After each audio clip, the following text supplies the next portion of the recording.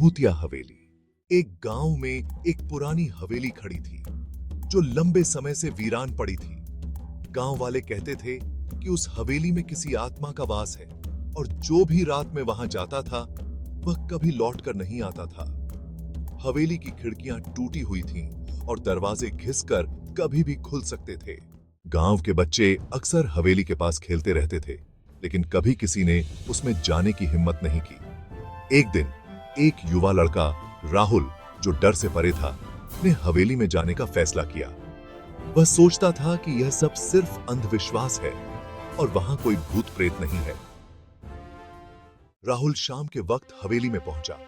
हवेली के अंदर अजीब सी चुप्प थी और उसकी सांस की आवाज गूंजने लगी। वह धीरे धीरे हवेली के अंदर बढ़ने लगा। तभी अचानक एक तेज हवा आई और दरवाजे के झरोके से आवाज आई, मुझे जाने दो। राहुल हड़बड़ाते हुए पलटकर बाहर की ओर भागा, लेकिन फिर उसके पैरों में जैसे कुछ बांध दिया था। वह गिर पड़ा और उसे लगा जैसे कोई अदृश्य शक्ति उसे रोक रही थी। राहुल ने अपनी पूरी ताकत लगाई और किसी तरह बाहर निकला। अगले दिन गांव वालों ने बताया कि वह हवेली एक समय एक महिला की थी जिसका नाम शारदा था। शारदा की मौत एक रहस्यमय तरीके से हुई थी और कहा जाता था कि वह अपनी हत्या का बदला लेने के लिए उस हवेली में बसी हुई थी। राहुल अब कभी भी रात में उस हवेली के पास नहीं गया।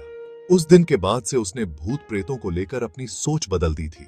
यह कहानी बताती है कि कभी-कभी हम अज्ञात और अलौकिक घटनाओं की अनदेखी करते हैं, लेकिन जब हम उनका सामना करते हैं तो हमारी समझ बदल जाती है।